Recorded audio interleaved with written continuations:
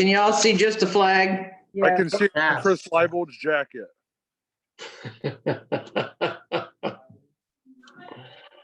Thank you, Councilman Leibold. Okay, Madam President, you are live on YouTube. Okay. Please rise for a moment of silence and pledge.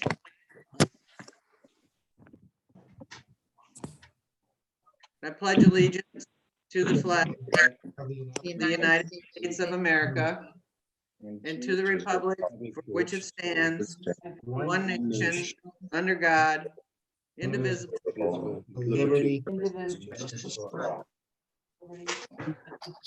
Good pledge work.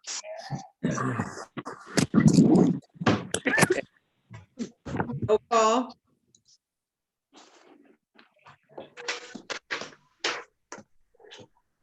Weiss, Here, yes. Fleek, Jim, Sleek. He can't hear me. Jim Sleek, can you hear me?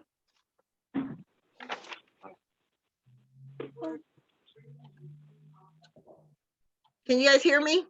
I can hear you. Yes, we can all hear you. I can hear you. Okay, I'll try again. Weiss,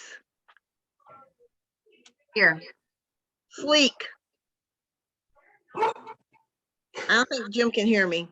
I don't see this in the chip out of the screen. Smith, Here. Addie, Here. Elder, Here. Reese, Here. Leibold. Here. Okay. Do we want to do something about Jim not responding? I'll try calling him. Maybe we can. Okay. Should I wait or move forward? I have him here. Here, Sleek, can I put you on? Okay, I'll put you on speakerphone. You can answer roll call. All right. Sleek, Wonderful. Okay, moving forward, council has a copy of the minutes from the last meeting. Are there any additions and corrections to the meeting minutes? No? Nope. Okay, then they will stand approved as they are. Council also has a copy of the agenda. Are there any additions to the agenda? No? Nope. Okay, then we'll go ahead and, well, for tonight's meeting, we will only have the readings of the ordinances and resolutions. If council has a question, I would ask that you raise your hand. I will see it on the screen and I will call on you. I will also give the public the opportunity to speak if they have a comment or a question about the ordinance or resolution that was read. I will not have committee reports or council comments tonight. We will not hear from department heads. I will, however, have Paul Grouse speak after the readings and Justin Smith. There will also be no public comment. So if you would like to go ahead, Stevie, and start. first reading of an ordinance authorizing fund transfers for the city of Fremont, state of Ohio, and declaring an emergency. Okay, Paul? Yes, Madam President. These small transfers are related to the energy project. If council remembers, probably about a year and a half ago, the city took out a debt. We basically took out a loan. And we split where those loan proceeds for the project, and we split those loan proceeds based on where the contractor estimated the cost. Some of the costs went into the capital improvement for general fund departments like City Hall, the street fund, the rec fund, and then some of the proceeds went into a water improvement fund for improvements at the water treatment plant and water sewer maintenance, the new facility out on Oak Harbor Road. As we charged the actual project, it was charged based on where the project was actually, where the costs actually were incurred. And so there ended up being a little bit more charged on the kind of general fund departmental sides of things. But when we allocated the proceeds, more of the proceeds went into the water fund side. So the overall project was within the budget, but it's just where we moved the money versus the capital improvement fund and the water improvement fund. So these transfers now, what I'm doing is I'm taking the unspent proceeds as well as the interest that we earned on the proceeds, because we actually earned some interest while the project was going on. And I'm asking council, now that the project is done, to transfer those funds into our debt service fund on the general side of things and our water debt service fund, because that's where we're going to actually pay the debt service payments over the next 10 or 15 years. I can't remember what the term was now off the top of my head. So this is just some small transfers just to clean up where the funds actually are, so that we can start making payments on the actual debt going forward. So you want to get them done now? I would, just because we've wrapped everything up, and a little bit earlier or a little bit later this year, I think June is when the first debt payments due. So I'd like to have the fund transfers made before we get to that first payment. How it'll work is when we get that first payment, the unspent debt proceeds, as well as any interest earned while we had the debt proceeds in our bank account, will be applied to the first debt payment. So it essentially reduces that first debt payment out of our general coffers. We're basically just using the interest. It wasn't a huge amount of interest. I think in total it was about $35,000 worth of interest that we earned, but it's $35,000 that we don't have to pay out of our water rates or out of our general fund revenues. So every little bit helps. So yeah, if we could, I would request that council suspend Rule 4 so that I could get these transfers posted in May. And then in June, I anticipate getting the invoice for that first debt service payment. So any other questions? Well, I make a motion to suspend Rule 4 then. I second it. Second. So John Elder makes a motion to suspend Rule 4 and Justin Smith seconds. Is there any questions or comments on the suspension of Rule 4? No? Okay, roll call. I'm gonna start with Sleek. Yeah. Okay. Smith, Yes. Addie, Yes. Elder, Yes. Reese, Yes. Leibold, Yes. Weiss. Yes. Move to adopt. Second. Second? Justin Smith moved to adopt, but I don't know who's second. Chris did. Christine? Leibold. Okay, Justin Smith moves to adopt. Christine Weiss seconds. Are there any questions about the actual ordinance or comments? And Ken, are there any comments or questions from the public?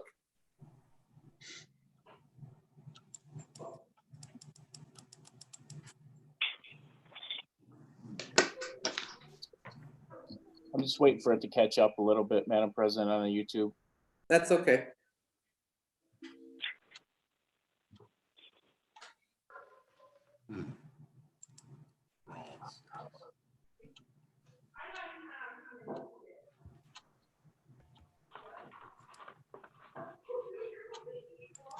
Madam President, I see no questions or comments from the public.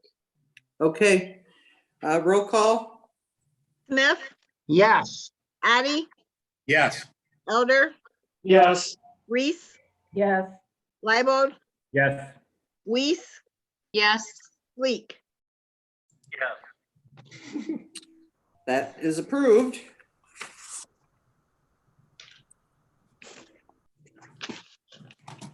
Okay. Next, First reading of an ordinance to vacate the portion of High Street between Krogan and Garrison Street and the alley between parcels number 238 4203, 255, 240, 241, 253, and 252 in the city of Fremont, state of Ohio.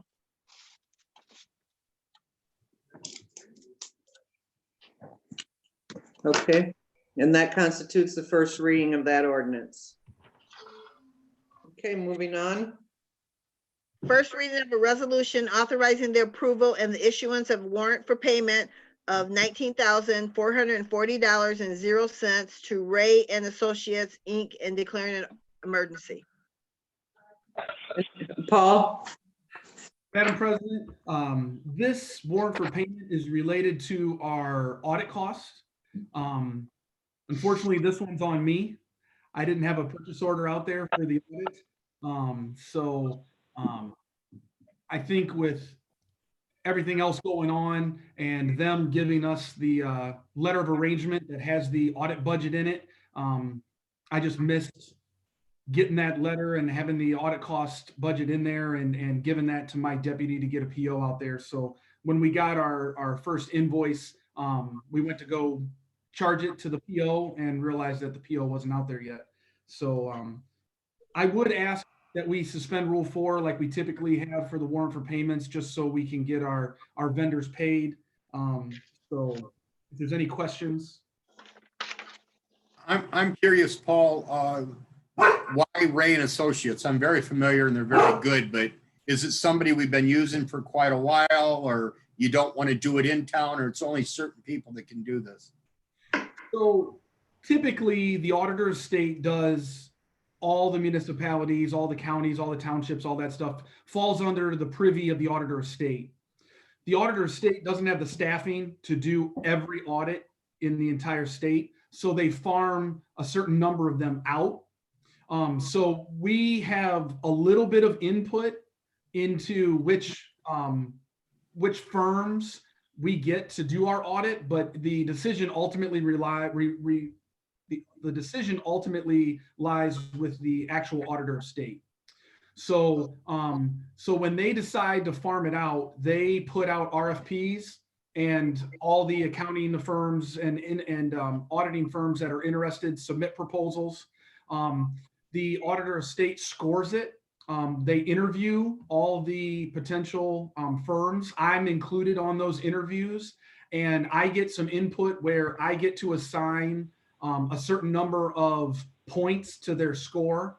And that goes into the overall scoring. And then whoever scores the highest in the auditor of state scoring system, that's who gets awarded the audit. Typically, they are probably farmed out for about 3 to 5 years. I believe this year that they're auditing, so 2019, I believe is going to be our last year with Ray and Associates. And then I believe normally the auditor of state likes to rotate them back in to be audited by auditor of state staff. And then a few years down the road, they might make the determination to farm us back out. And I'm familiar with Ray Associates. They're first class. They've grown over the years, and they're a very good company. Yep, everything that they've gone through procedure-wise, meeting-wise, is very, very similar to what I was already do with my 12 years of working for the auditor of state itself. So it was very, very consistent with what I was on the audit side when I was playing on the other side of the ball. So yeah, they're really good. I move to suspend Rule 4. I second. Angie Reese moves to suspend Rule 4. Denny Adi seconds. Are there any questions or comments on the suspension of Rule 4? No? Roll call. Adi, Yes. Elder, Yes. Reese, Yes. Leibold, Yes. Weiss, yes, Sleek, Yes. Smith. Yes. I move to adopt. Second. Angie Reese moves to adopt, and I didn't hear who seconded. Chris did. Chris Leibold, Yes. seconds. Are there any questions on the resolution or comments? And are there any questions or comments from the public, Ken?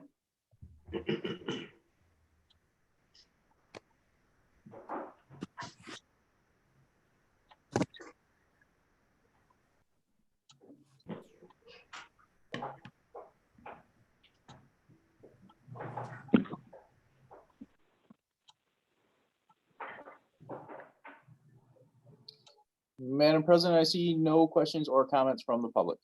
Okay. Roll call? Elder, Yes.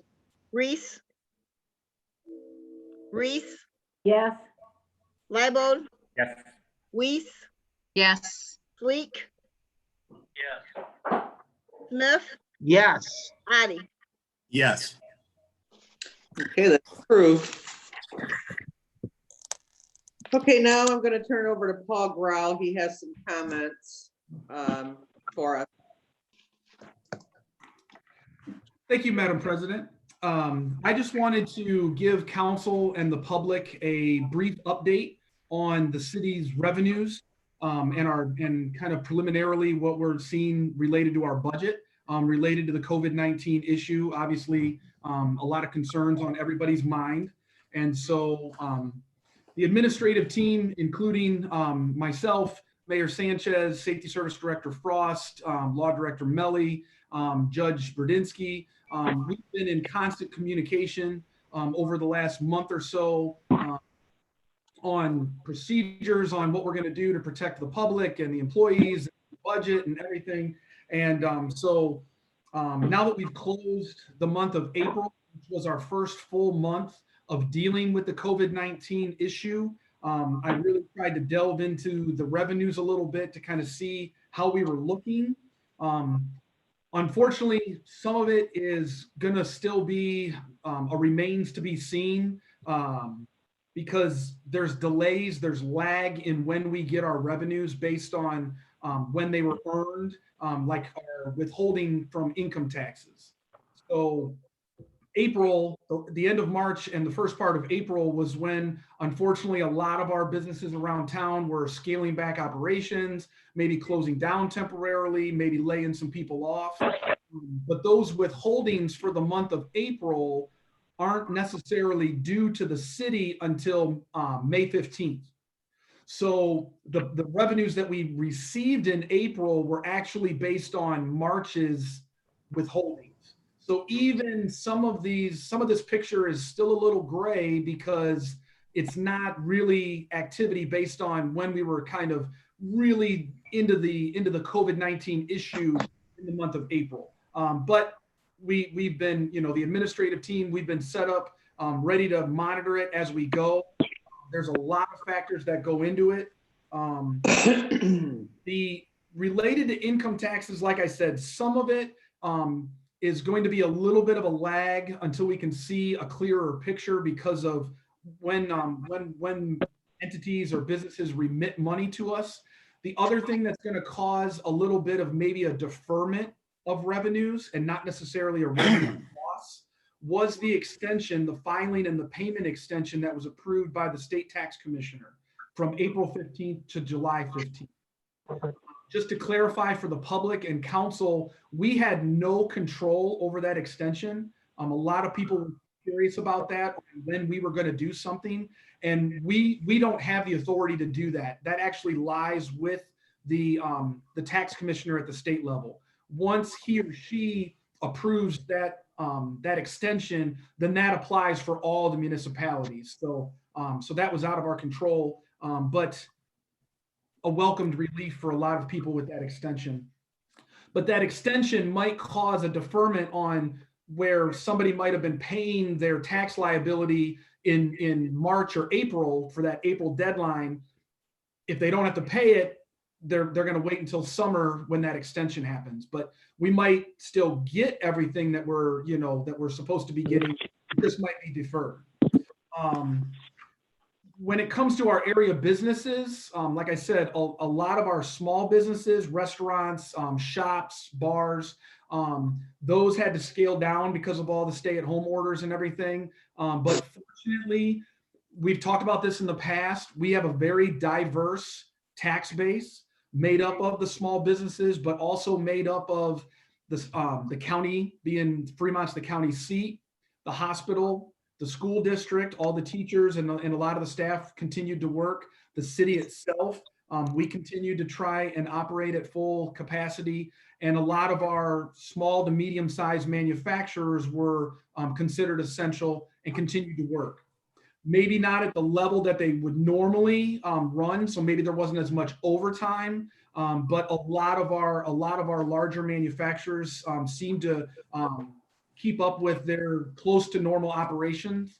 So I'm hopeful that that kind of holds the withholding steady. The business net profit side of our income taxes is probably going to take a hit. A couple years ago, we lost close to $1 million from one year to the next related to business net profit.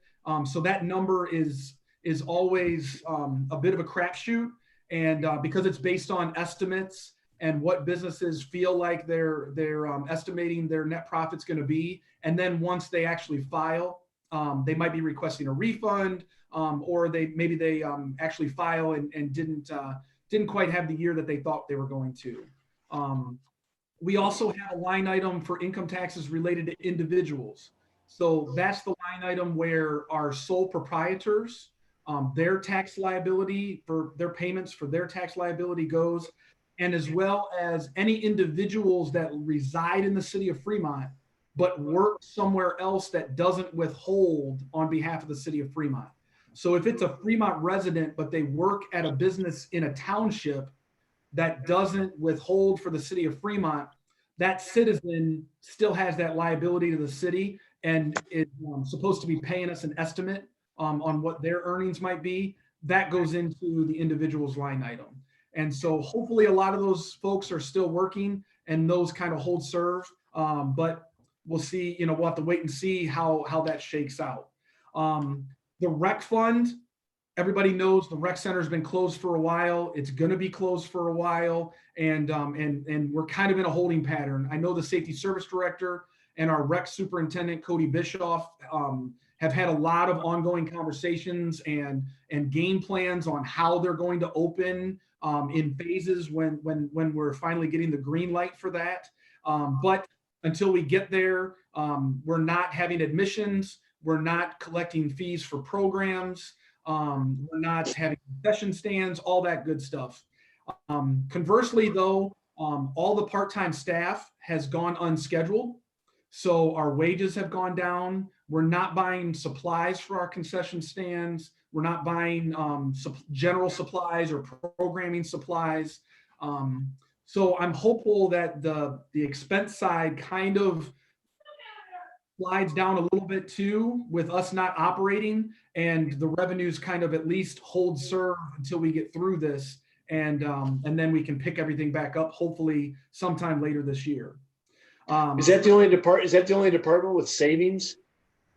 Do you see a savings? On the expense side, yes, other than some of the departments are going to have some savings, some of the service departments, because we're not doing quite as much as maybe we normally would. The way we've staffed the departments, and Safety Service Director Frost can probably speak a little bit to this too, but the way we've staffed them, we've scaled back their operations as well. So they're probably not, we've still got the payroll expenses, but maybe not the supplies for different projects they have, or different pothole filling or grading of the alleys maybe that we haven't gotten to as quickly or as much. So there's not going to be as much cost savings in the other departments, I don't believe, as the rec center, just because all the operations have essentially ceased on the rec center side. But there will be a little bit in some of the other departments, but not that much. When it comes to the street maintenance fund, the street maintenance fund is gas tax and motor vehicle license fees. That one, the bigger revenue stream is the gas tax, and that one also is delayed. So everybody was staying at home, hopefully, unless they had to go to work or the essential travel. So maybe they weren't driving as much, but the receipts that we got in gas tax in April were collected by the state in March. So that one's got that month or so lag in it as well. So we'll get a clearer picture as we roll into May and June, what the kind of effect of the whole stay-at-home issue or order related to the COVID-19 issue was. But through April, both gas tax and motor vehicle license fees in the street maintenance fund seem to be holding serve with where they were last year.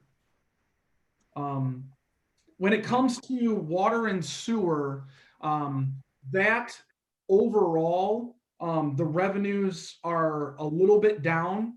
So I think it's a combination of some of our larger users of both water and sewer treatment services. They haven't been using, even before the COVID-19 issue, they haven't been using as much water and sewer service as they have maybe last year. And then in addition to that, we have had an uptick in our delinquencies related to our citizens, maybe having the inability to pay for the month of April. So when we got through April, our delinquencies went up a little bit. So that contributed it to a little bit of the revenue being held down a little bit, but it's definitely not completely associated with the COVID-19 issue. I think it's a combination, and I think it's a little bit more towards some of our larger users, some of the larger businesses in town not drawing as much water and or not sending us as much waste to treat on the water reclamation sewage side of things. But overall, through April, our revenues are holding serve okay. I'll be very curious to get a clearer picture as we move through May to see what the true full effect of this full month of April dealing with the COVID-19 issue and the stay-at-home order and all that stuff really had on our financials. Myself and the mayor and safety service director Frost, along with Judge Berdinsky and law director Melly, we'll continue to kind of monitor that. We've been having conference calls almost weekly at least, talking about all these issues, including the revenues. So we'll continue to do that. And my game plan is to continue to update council like this. I will email something to council like I did earlier this week, and then give a little narration update for council and the public on where we're sitting after each month, especially over the next 2 or 3 months, until we get to more the middle of summer. Hopefully everything else kind of opens up and we get back to a little bit more of some normalcy. So until we get to that point, my game plan is to stay on top of it and keep communication up with council, the department heads, and the public as to where we're standing, and then if we need to take any action. Our game plan is that we'll just monitor it, and if anything's needed to be done budget cut wise, we'll communicate that as an administrative team and work with the department heads to get that accomplished. As I said in the beginning, we're very fortunate with our diverse income tax base here in Fremont. I know in the news, especially Cedar Point and Sandusky, and then Port Clinton with the seasonal traffic and that sort of thing with their economy. It's been all over the news, and rightfully so. Sandusky's looking to possibly lose $4.5 to upwards of $10 million from this year's budget.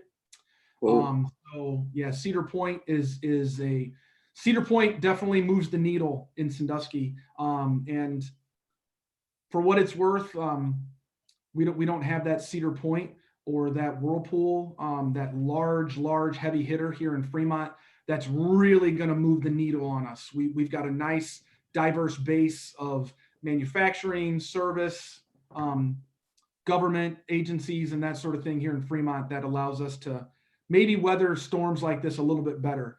As part of my review, I went back and looked at how we weathered the recession from 2008 on the income tax side. And we've talked about it before, where our revenues kind of flattened, but didn't really nosedive on us. and I've credited the makeup of our local economy as to a major factor as to what allowed us to kind of weather that storm maybe a little bit better than most. So are there any questions from anybody at council, anything that you would prefer or would request maybe a little bit more information on either after tonight's council meeting or maybe after we close May and I give that the same presentation in June? And if you think of anything after tonight's council meeting, feel free to shoot me an email or give me a call if something pops in where, oh, I'd really like to know a little bit more detail about X or Y or something like that. So if there's any questions. Thank you, Paul. I have a question. Yes, ma'am. I'm just interested in knowing how our local income tax is going to come out, the results. Is it going to be a little bit lower or a little bit higher, or is it going to stay even? Because I'm not sure how many of our factories here in town had to lay off people. I know a lot of them are still working, but there's some of them I know that have been laid off. Yeah, and I know Mayor Sanchez did a great job of having our Economic Development Director, Bob Gross, and the Sandusky County EDC with Beth Hannum.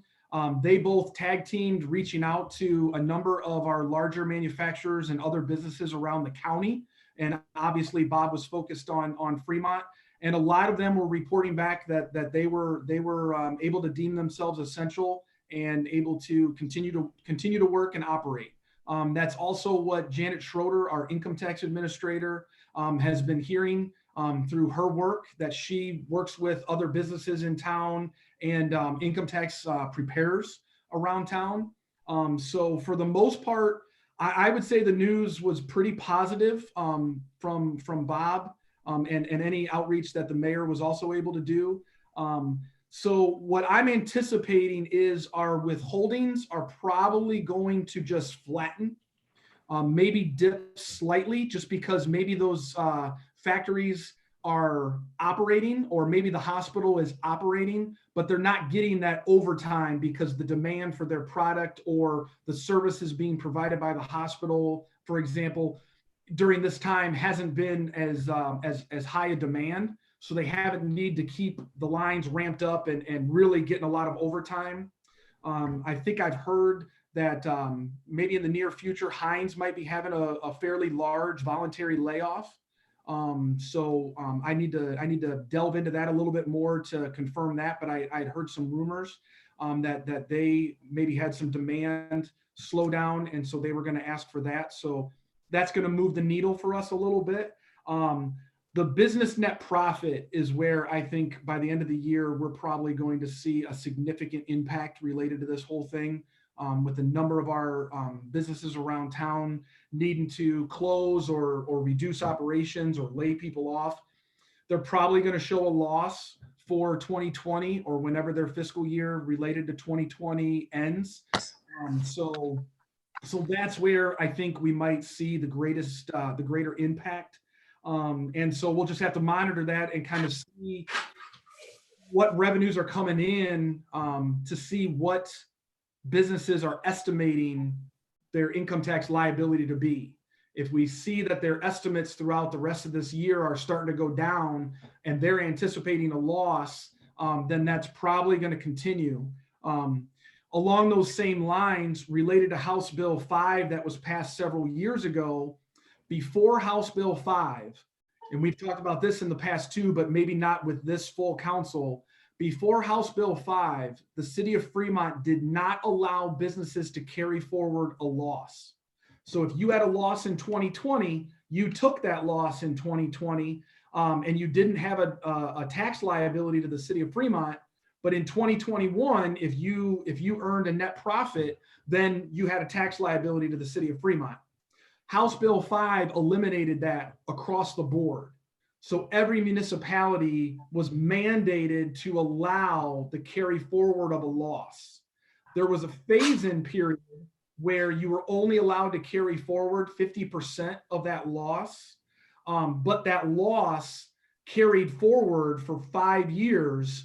So you could take 50% every year until that loss was absorbed. So the net profit is going to echo through the next 2, 3, 4, 5 years, where these businesses that might unfortunately end up with a loss this year, now because of House Bill 5, they're going to be able to carry that loss forward to offset any future earnings, which is going to eliminate their tax liability to the city of Fremont in future years. Now, that is what it is. We've dealt with businesses taking losses and not having a tax liability before. They just haven't had the ability to carry it forward. So we've dealt with that now since House Bill 5 was enacted. It's not something that we're completely unfamiliar with, but obviously this whole COVID-19 issue is going to move the needle a little bit more for businesses that might end up coming through the year and showing that loss a little bit more than maybe normal. But if those businesses are showing a loss on their net profit while employing people for us here in the city of Fremont, then we're going to continue to get that withholding from our employees that work here in the city of Fremont. And so that's what we're hoping for, that we get through this issue, the businesses roll back open, and we can get everybody, fully back working, and then we get the withholding tax for those individuals that are hopefully able to get back to work and do that. So, any other questions? Okay. Thank you, Madam. All right, Justin, did you want to speak? I just had a few questions, nothing major, it only should take a few minutes. My question is for the administration. What are we doing to ensure that we may have to change the way we do things, but that we manage to continue the Fremont traditions that people enjoy in the summer? What are we working to continue the fireworks and the farmers markets and the mayor's concerts and the porks? Are we working to make sure we continue the traditions that we've outgrew to enjoy in Fremont? Okay, can- so, Madam President. go ahead, Mayor, chance. So Justin, that's a good question. I was going to update you guys on that. So let's start with the fireworks. We have until May 31st to make a decision. The fireworks, the company that we contract with is Melrose. Ken Dumminger is a significant part of helping us put that together. The fireworks do come from China. So if we decide to have the fireworks show, we'd have to decide that by May 31st. We have not officially canceled them. However, many of you may have seen Toledo announced today they've canceled. I've been in regular contact with other mayors around our area. In fact, I don't know any other city that is planning on having their fireworks. However, we have not officially canceled. We're looking at other locations inside the city to see if we could find a spot where we feel that we could be able to put that on and where social distancing and stuff like that can take place. As everyone knows, the orders from the governor are coming out. They're changing almost daily. So I just didn't want to jump the gun and cancel. I kind of wanted to hold up all the way up until at least, the middle of May or the end of May before we made a final decision on that. Good idea. Thank you, Mr. Elder. The money is still budgeted.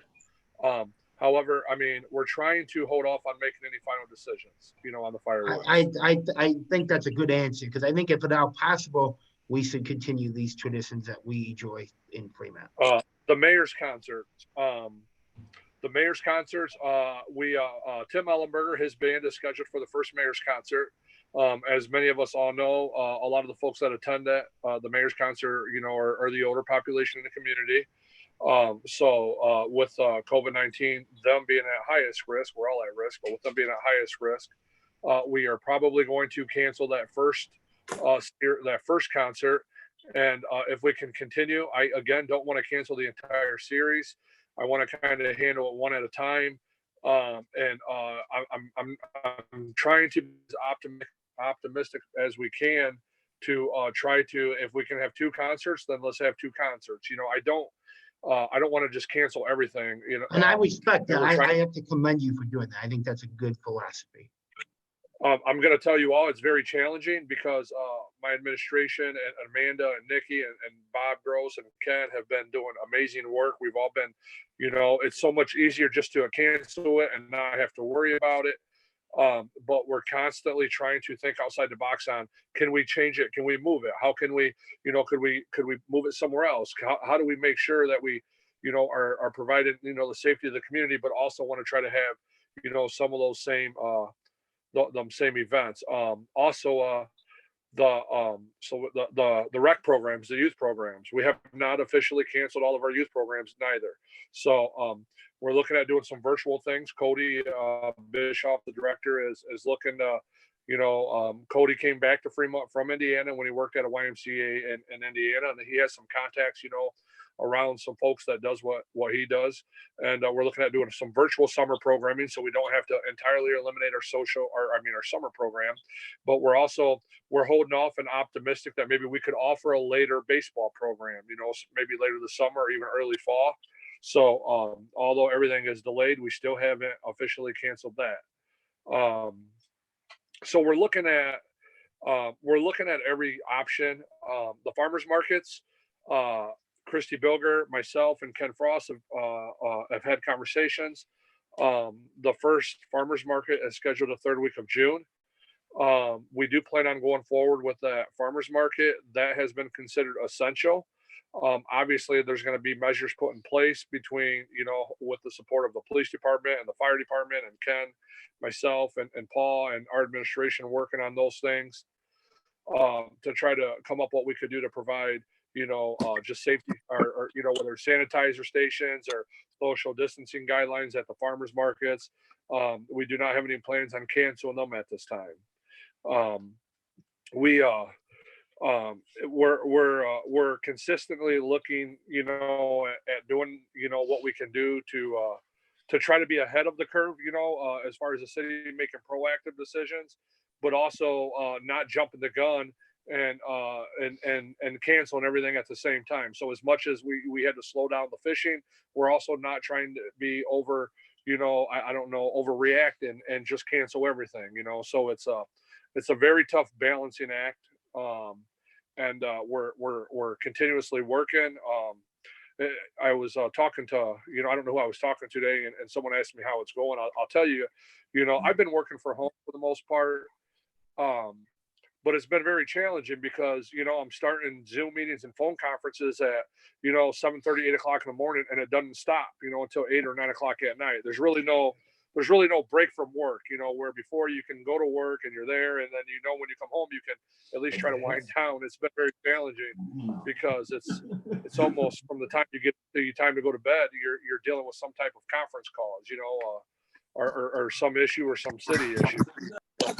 I will tell you that many of you may have seen the city of Fremont, myself specifically, and Ken and Chief Bliss, and again, our team, we're working with Fremont City Schools, and I'm very excited to see what they were able to put out today. With the class of 2020, as a city, we're going to do everything we can to support the graduation efforts of the Fremont Ross students, and also I've had contact with Mike Gobble over at St. Joe. And we're doing everything we can to support the class of 2020 throughout our entire city. So, that's going to be a challenge in itself on coordinating and making sure we have adequate staff and to be able to provide those supports to the schools. Some other changes that we've made is you may see, you will, if you're out and about, you'll see extra police patrol on the bikes. So Chief Bliss and Ken Frost and I have talked about, with the parks and with those, things kind of still being under monitor with the playgrounds being closed and things like that. We do have bike patrol now on a bike trail. We have an increased amount of people using a bike trail. Now people want to be out, and we have seen some vandalism on a bike trail. So we have to be proactive and make sure that we have a police presence on the bike trail. So I'm looking forward to getting more officers when we can find a training certified. It is a certification for an officer to be out on bike patrol. We do have several officers certified, but we're looking to utilize that more in the future as well. So we're trying to adapt to the changes. Also today I had we scheduled our it was nice. We had our first Zoom meeting. I invited every city employee to the Zoom conference. So myself and our administration, we had a Zoom conference with we invited every city employee, and we gave them an update on the city and share the same information that I'm sharing with you. As we know, this is a challenging time for everyone, and people are wondering what's going on, and what's the city going to do, where are we at financially, and we understand that every employee could be affected one way or another with this COVID-19. And as I shared with the city, I'll share with council. I don't want to be an administration that's only talking to city employees and delivering bad news. I don't believe in that. I believe in, we didn't deliver any bad news today, but, I believe that the city employees deserve an update on, where we're at as a city, and, some of our plans as a city, just like I'm sharing with you folks tonight. And I know that meeting turned out very well today. We allowed them to submit questions to us. I scheduled the meeting last week, and we allowed them to ask whatever they wanted.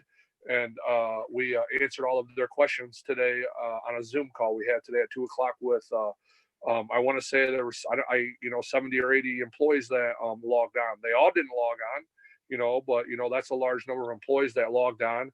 And that told me that the city employees are interested in hearing, what's going on in the city that they serve, so, and then that they work for. So we reminded the city employees to be conscientious as the weather breaks, and have kids that graduate,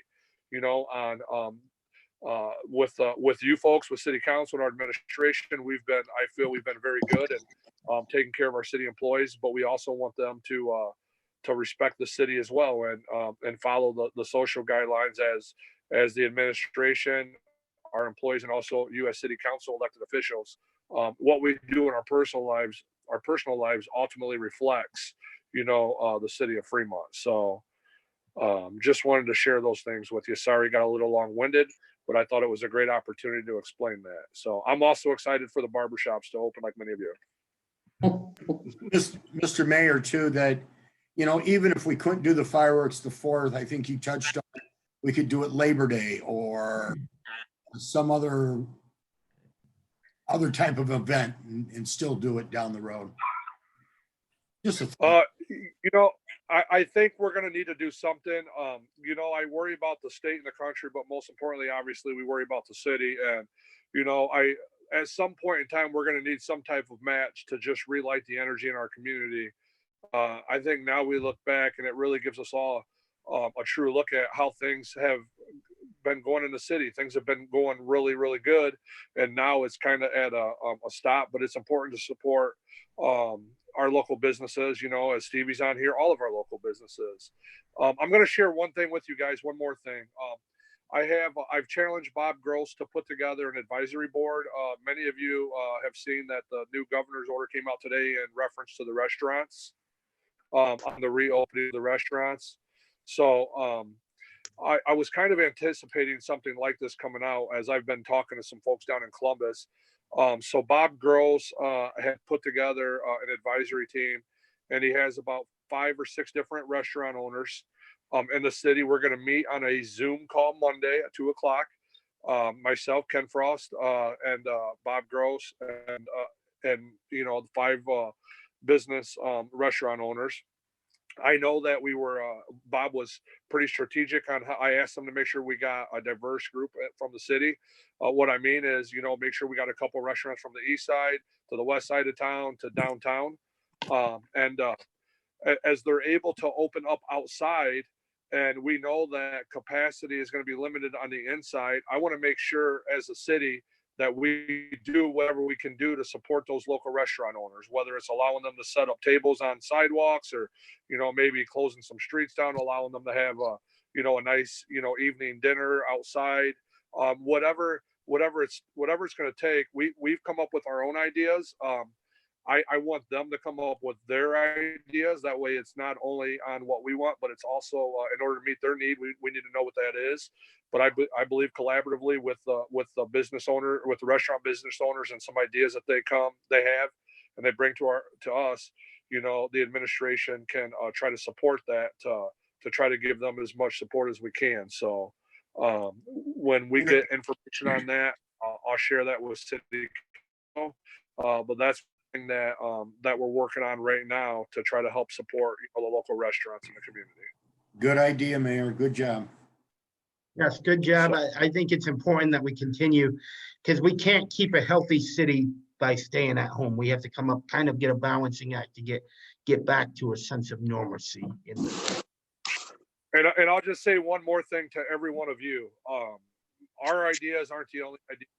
Anything you guys, you're talking to constituents in the city. If you have ideas that you think that we can do or that we can help with, please bring them to us, call us, let us know. I mean, this is truly a together we can effort here in the city. And I think we've been demonstrating that. Thank you. Thank you, Madam President. Ken, do we have any comments before we close from the public?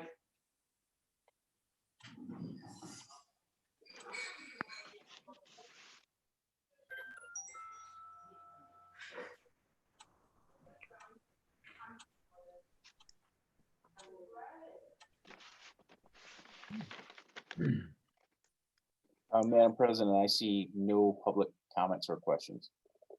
Okay, then I would ask someone to, Move to adjourn. I second it. well, you didn't even give me a chance to say I it, had to but do that. John Elder moves to adjourn, Angie Reese seconds. Roll call. Reese, Yes. Leibold, Yes. Weiss, Yes. Sleek, He's gone. He's on my Smith? phone, Jim. Yes. Addie. Addie, He said He muted yes. himself. He's Elder. Yes, Okay. sorry about that. You caught me.